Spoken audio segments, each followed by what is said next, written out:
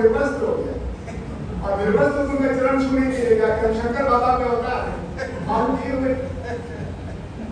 यहाँ एक कलेक्टर आए, उन्होंने कहा होली पर बड़ी गाली गलौज होती है, इसको बंद करो। और गुजरिया चौराहे पर जो होता था वो नहीं होने देंगे, तो 80 के लोगों ने कहा इधर आ जाओ गुरु, फिर 80 पर हुड़दंग होने लगा। लोग कलेक्टर के घर से ले गए, चलते समय उनकी जेब में जो उस साल का होली की तमाम बातें लिखी हुई थी, भद्र और अभद्र, उनकी जेब में आई। कलेक्टर साहब शाम को खाने के बाद पढ़ लीजिएगा, अच्छा लगेगा। तो हम लोग भी नशे में झूम सकते हैं, पूरे मुल्क को यह अधिकार है और हम लोग झूम रहे हैं इसमें। हिंदू होने का नशा है, कुछ दिन पहले सिख होने का नशा था।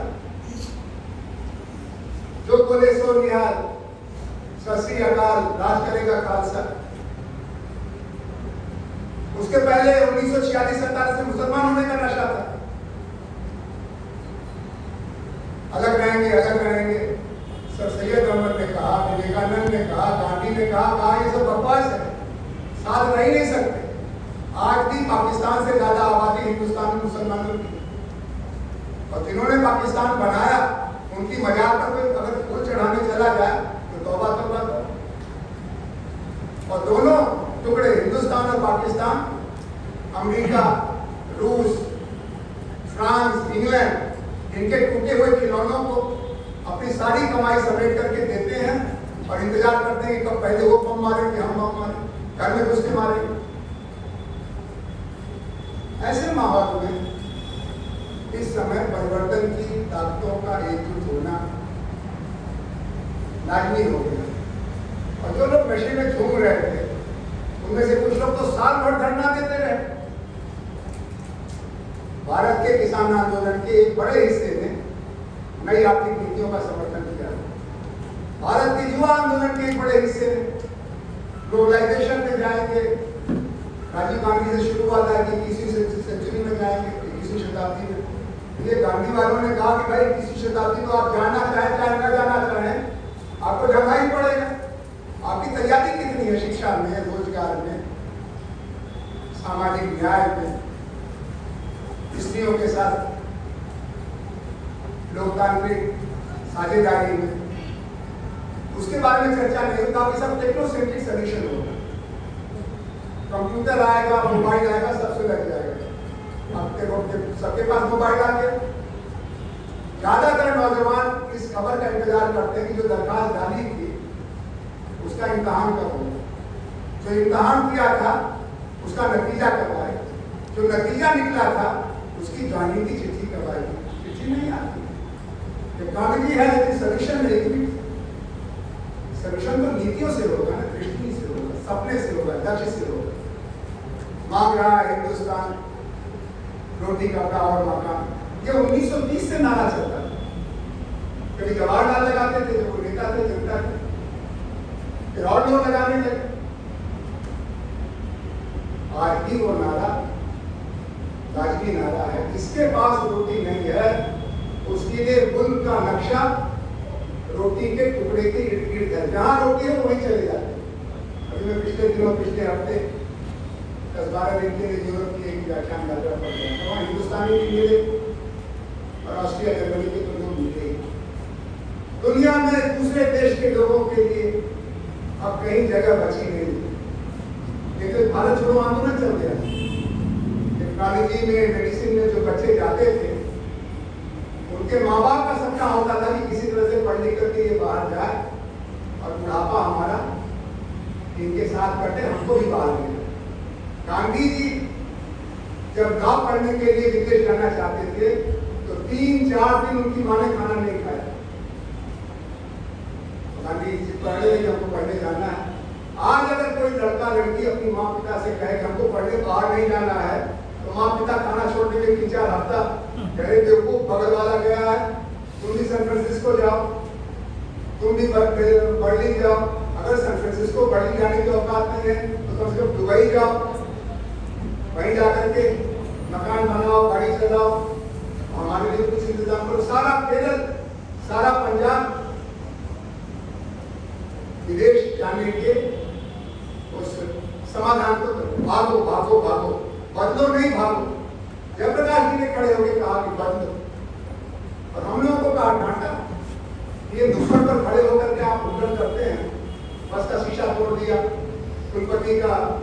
घेर लिया, पुलिस आ गई, पुलिस से भी लड़ गए और कहा कि अब देश बदल देंगे, शिक्षा बदल देंगे। ऐसे शिक्षा बदलती है? कम से कम 1 साल का धीरज रखो। तो मैं आज जयप्रकाश की तपस्या भूमि में खड़े होकर आपसे कहता हूँ, 1 साल का धीरज तो जरूरी है। लेकिन बड़ी बात यह है जयप्रकाश जी की तुलना में कि आज आप जहां पर हैं, किस तरह की क्षमता में हैं, वहीं से जो प्रशांत भूषण जी ने कहा कि सच के सिपाही बन करके बहुत कुछ कर सकते हैं, क्योंकि इनकी सारी ताकत, राक्षस तो है लेकिन राक्षस का प्राण एक तोते में है और तोता एक पिंजड़े में बंद है। पिंजड़े की चाबी अंबानी अदानी के पास है और अंबानी और अदानी की लगाम विश्व की बड़ी पूंजीवादी ताकतों के हाथ। तो इतना बड़ा मामला उलझा हुआ नहीं है। इंदिरा गांधी से नहीं लड़ना, कांग्रेस पार्टी से नहीं लड़ना, बड़ी साफ थी उनकी। मुझे याद है कि जब चुनाव का नतीजा 77 का या 77 का, तो दक्षिण भारत से जो नतीजा आया उससे राही जी, अमरनाथ भाई, विजय नारायण जी चौंक गए, क्योंकि दक्षिण भारत में ज्यादा जगहों पर, कर्नाटक में, आंध्र में, केरल में कांग्रेस की जीत हुई इमरजेंसी के बावजूद। बड़ी गहरी जड़ें थी उस बरगद के पेड़ की, जिसको कि 77 में आपने हमने मिलकर इमरजेंसी का पाप के कारण, तानाशाही के पाप के कारण उखाड़ा था। इनकी जड़ें तो बहुत हल्की हैं, कहा इन्होंने। तो डीपी राय साहब, डीपी राय साहब कौन है आपको मालूम नहीं होगा। ये खाली लोकसभा के सदस्य नहीं है, ये तीसरी पीढ़ी के बागी और बहादुर इनके पिताजी सीडी राय सिक्किम में लोकतंत्र की लड़ाई लड़ने के लिए मशहूर हुए थे।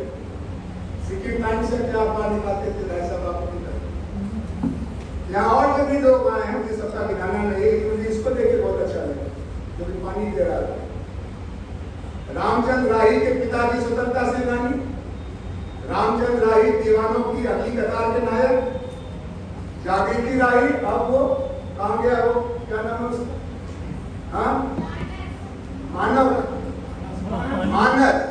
मानस भी पानी पिला रहा है। ये जो बच्चा बैठा हुआ है बहन की गोद में, ये हमारी भविष्य की आशा है।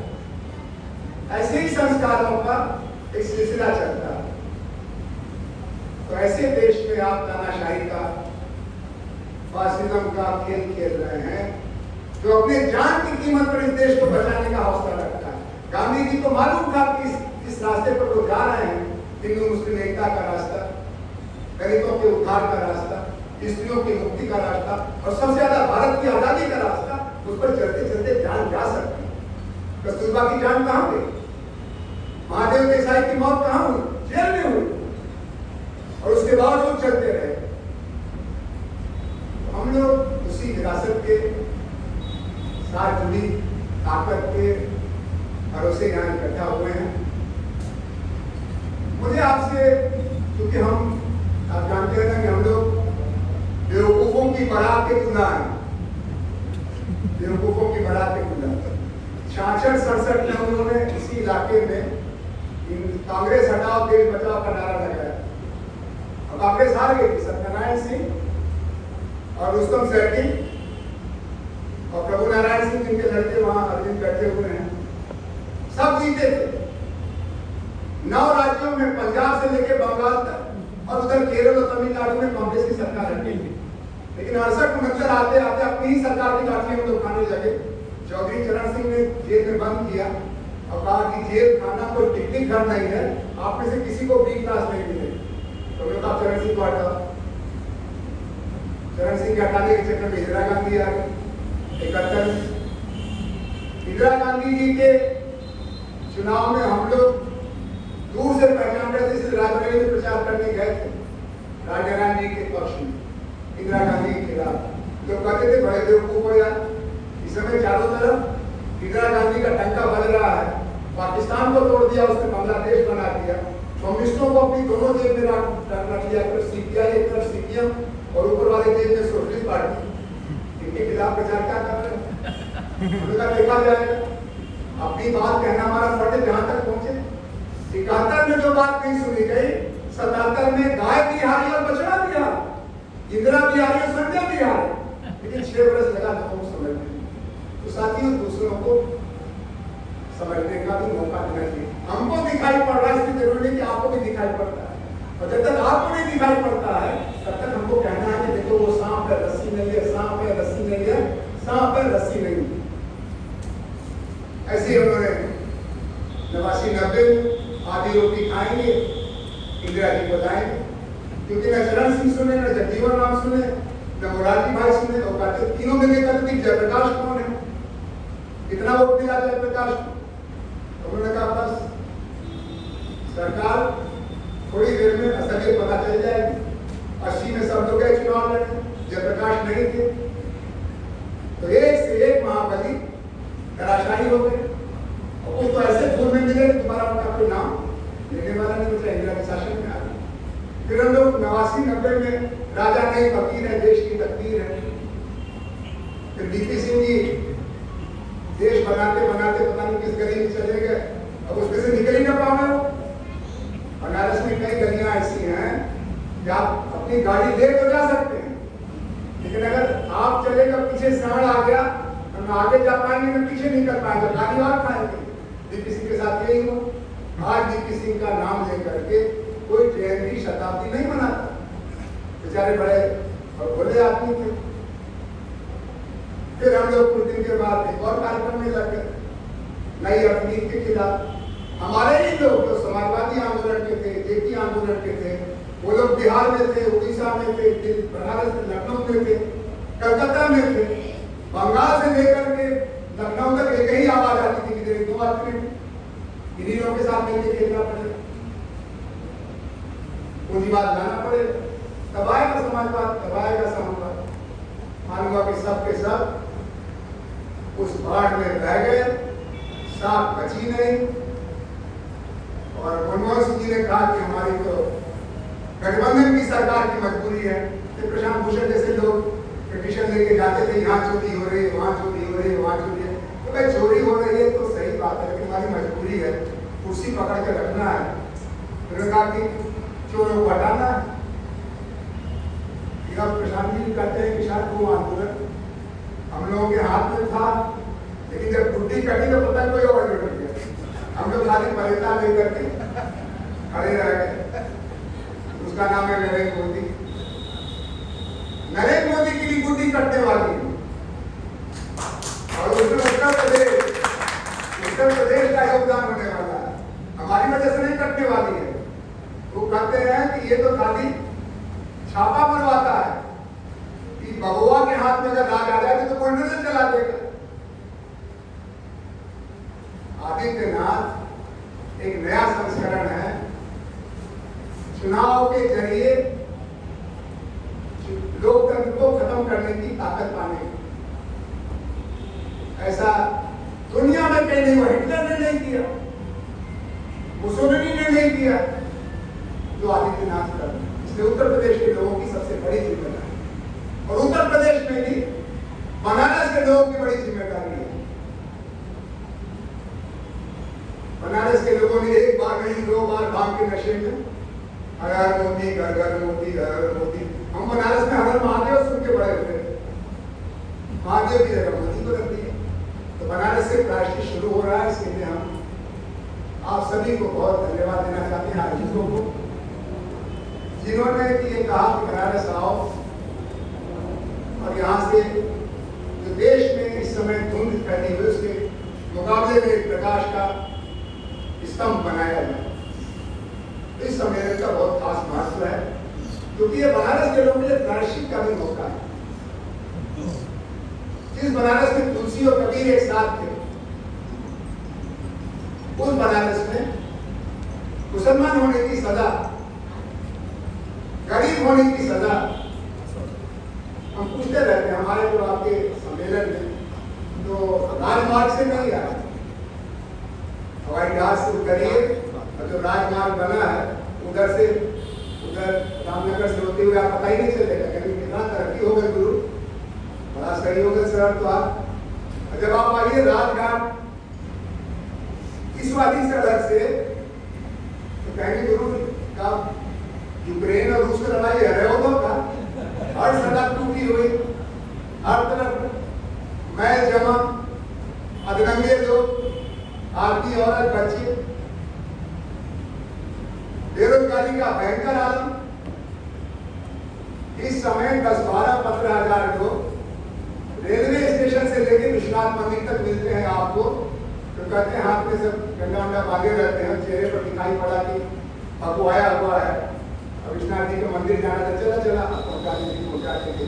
यहाँ चप्पल उतारा, यहाँ घड़ी उतारा, यहाँ मोबाइल रखा, चला लाइन में पहले तो भी दर्शन कराते, तो चलते समय 100, 200, 500 दिग्गजों का शहर बना दिया आपने।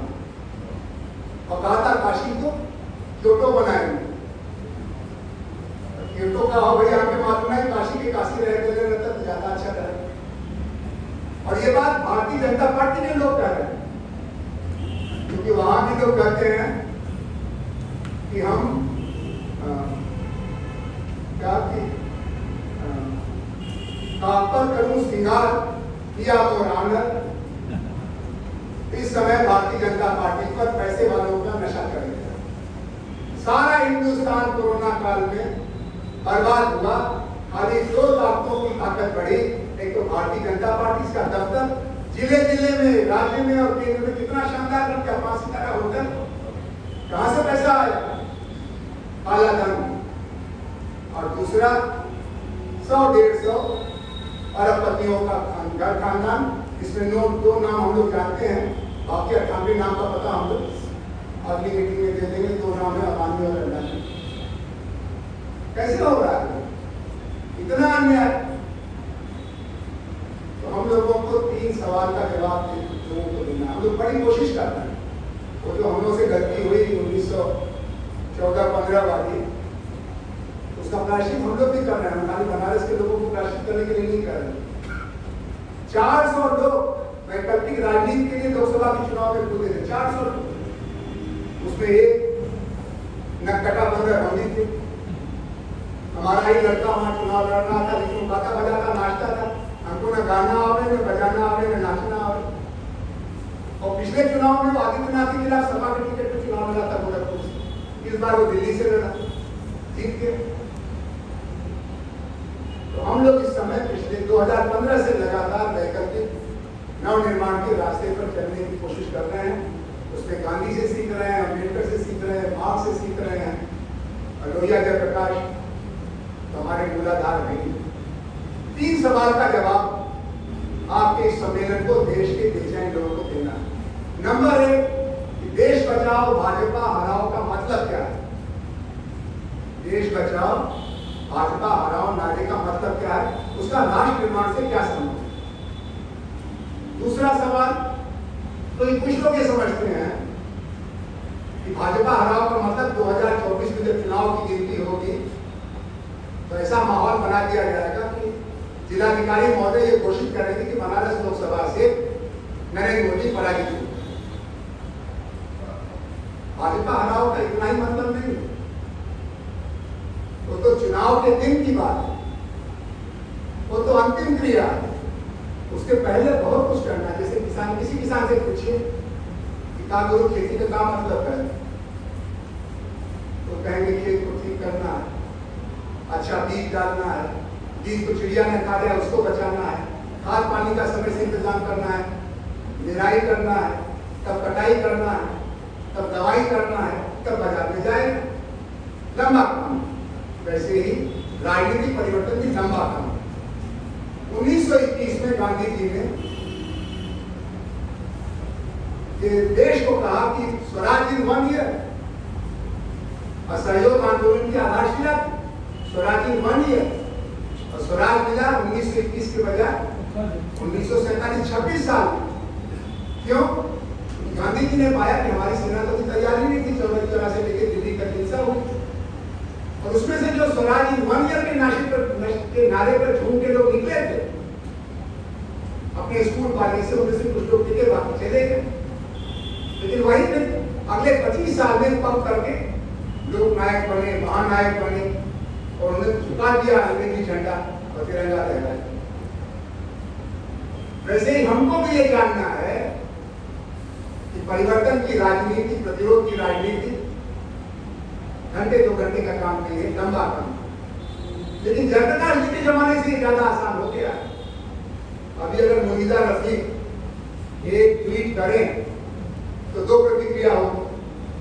एक तो ट्रोल आदमी इनके पीछे लग जाएगी कि कौन है मुनि युवा, एकत्रित खबर लिया जाए। दूसरी तरफ बहुत सारे लोग देश के अलग अलग हिस्से में कहेंगे मुनिका भी सक्रिय है, जागृति सक्रिय है, रजिया सक्रिय है, तो हम तो पीछे रहे। देख देख करके दीप से दीप जलने लगे और वो काम कठिन नहीं। अभी मैंने कहा प्रशांत जी से आपका एक भाषण बहुत सर्कुलेट हो रहा है, कई लाख लोगों ने देखा, तो कहा कि प्रेस इंस्टीट्यूट में भाषण हुआ है। भाषण देते समय 500-700 लोग रहे होंगे, लेकिन डेढ़ दो महीने में या 1.5-2 हफ्ते में कई लाख लोगों तक बात पहुंची। ये सुविधा जयप्रकाश जी को नहीं थी, ये सुविधा तो गांधी जी को बिल्कुल नहीं थी। तो नई रणनीति, पहला सवाल ये है इस सम्मेलन के सामने कि राष्ट्र निर्माण के संदर्भ में देश बचाओ भाजपा हराओ का क्या मतलब। दूसरा सवाल उससे भी ज्यादा नाजुक है, भाजपा को क्यों हराया गया? कहा लोग कहा बिगड़ले होंगे, 5 किलो अनाज दे दूंगा, घर शौचालय बनवा देना, बिना मगले चूल्हा पहुंचा देना, बैंक का खाता खुलवा देना, ये पहले से देना। और वो जो 30-70 वाटी की गिरफ्तार कर लिया, चाहे आए थे नेतागिरी में काम करो, आज जेल में, कल सत्ता में, कल सत्ता में, कल जेल में। ये हो सकता है कि जहां 30-70 वाट इस समय बंदी है, वहां पर माननीय अमित शाह गृह मंत्री भारत सरकार बंदी हो जाए। कोई बहुत असंभव बात नहीं, हमने देखा है। जिस इंदिरा जी ने देश में 1 लाख लोगों से लाल मोहर देखी, वो इंदिरा जी की गिरफ्तार हुई थी और चिरौरी करके वो मेहता बचे थे और माफी मांगते बंसीलाल बचे थे। तो ये कभी रेल नाव पर, कभी नाव रेल पर हो सकता है, लेकिन भाजपा को क्यों हराया? उन्होंने आपका क्या बिगाड़ा है? वो सूची होनी चाहिए। मुझे बहुत अच्छा कि जो ड्राफ्ट आपने हम सब लोगों को दिया है उसमें 6-7 मुद्दे आपने बताए हैं। राष्ट्रीय एकता से लेकर के बेरोजगारी तक के कारण भाजपा हमारे सजा की हकदार बन चुकी है। और तीसरा सवाल जो और कठिन है, क्योंकि हम सब लोग सक्रिय हैं, बहुत अंधी है, इस समय हमारे पास 2 ही चीज की कमी है। एक तो समय की कमी है, कुछ भी करिए समय की बहुत कमी है। भाई हमको बुलवा दीजिए, हमको जाना है। अरे आप ऐसा कौन सा गायत्री मंत्र पढ़ेंगे, कुरान शरीफ की आयत पढ़ेंगे कि आपका सुन करके देश जाग जाए? थोड़ा बैठिए, ठहरिए, 5 दिन लगाइए, तब निकटता हो। कैसे करें? प्रशांत जी ने बताया कुछ रास्ता, एक 4-5 सूत्री बेरोजगारी के खिलाफ अभियान चला। हम लोग कैसे करें? कुछ लोग यात्राएं कर रहे हैं, कुछ लोग संवाद समूह बना रहे हैं। यहाँ एक राजीव बैठे हुए, उन्होंने 1.5 वर्ष संवाद चलाया व्हाट्सएप और जूम के जरिए। उसमें से एक व्हाट्सएप ग्रुप बना, एक शिवमूर्ति जी ने और मदन जी ने, कंचन वगैरह ने दिल्ली में संवाद किया।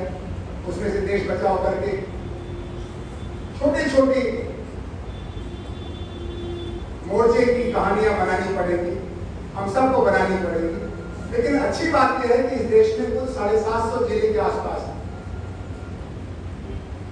780-770, उसमें से 150 जिले हमारे आपकी जगह बगैर पहले से भारत सरकार के निशाने पर, उनको कहते हैं left wing extremist affected area है। बाकी 600 जिलों में छोटे छोटे समूहों की जरूरत है, ज्यादा की जरूरत नहीं। एक डाक का पता चाहिए, एक ईमेल का पता चाहिए। अगर हम आपके पास आए, अभी सुरेश टंडा जी आए नागपुर से, वो चाहते हैं कि अगले 3-4 दिन में बनारस के साथियों से बात करें।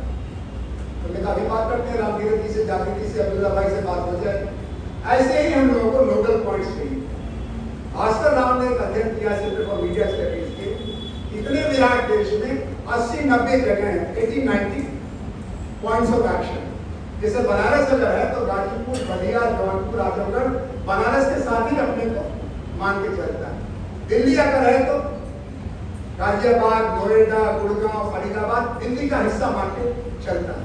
ऐसे 80-90 नोडल पॉइंट नक्शा लेके बैठना पड़ेगा और हर नोडल पॉइंट पर 2-4-5 सेनापतियों और उनके साथ टुकड़ी की तैनाती करनी पड़ेगी। अब आखिरी बात की करने के लिए तो हम तैयार है, साधन कहाँ से आएगा? इस साधन के बारे में बहुत परेशान। पहले भी साधन नहीं था, लेकिन आंदोलन हुआ, सरकार पलट गई। मैं 74 की तरफ इशारा कर रहा हूं। तब से आज साधन कम है कि ज्यादा है? तब जेब में 5 रुपया 10 रुपया लेके हम लोग निकलते थे, अब 500 1000 के आसपास हम लोग के औकात हो गए, जो रिटायर हो गए हैं। तो जो लोग कमा खा रहे हैं उनकी तो औकात और की होगी, लेकिन उसको इकट्ठा करना पड़ेगा। पिछली बार सम्मेलन हुआ दिल्ली में, तो शिवमूर्ति जी ने बहुत हकलाते हमको इजाजत दिया, तो 12-13 हजार रुपया इकट्ठा हो गए। आखिरी समय में कोई तैयारी नहीं थी। कल भी जब हम लोग जाए तो रामधीरज जागृति के लिए, इस काम को आगे बढ़ाने के लिए, इस काम की रपट को जारी करने के लिए, और भी काम अगले सम्मेलन को जो जिम्मा लेंगे उनके लिए, अगर हम लोग 500-1000 व्यक्तिगत देंगे तो 100 लोग हैं यहाँ पर, कुछ कम देंगे कुछ ज्यादा देंगे, लेकिन हमको लगता है कि 1 लाख रुपया इकट्ठा हो जाएगा। और बनारस वाले जो हैं, बनारस वाले विजय नारायण जी, अजीत सिंह, इनको तो 1000 से ज्यादा देना पड़ेगा, क्योंकि उनको मौका भी देना है देश को दुर्गत में डालने का, तो बात लोकसभा में डालने। तो मैं यही पर अपनी बात खत्म करता हूँ कि ये बहुत शुभ है कि इस समय देश में लोग बगावत के रूप में है। किसानों ने अगुवाई की, नौजवानों ने उसके आगे उस परचम को संभाल लिया है, लेकिन जो सक्रिय जमातें हैं, आंदोलन की पकी हुई ईंटें हैं, उनसे ही इमारत बनेगी। और उन्हीं ईंटों को आज आपने सुंदर तरीके से इकट्ठा किया है। प्रशांत भूषण जैसे पके पकाए महावीर को आपने बुलाया। इसमें और जो लोग बोले, सबका नाम नहीं लूंगा। ये बहुत आशाजनक संवाद है। इसको आज शाम और कल कुछ छोटे कदमों में, बड़ा कदम नहीं, पूरे भारत को जगा दूंगा। अरे भाई, वो मोदी जी के जिले छोड़, खाली अपना जिला और उसके अगल बगल के 2-4 जिलों को आप पकड़ लीजिए, तो 100 लोग आए हैं।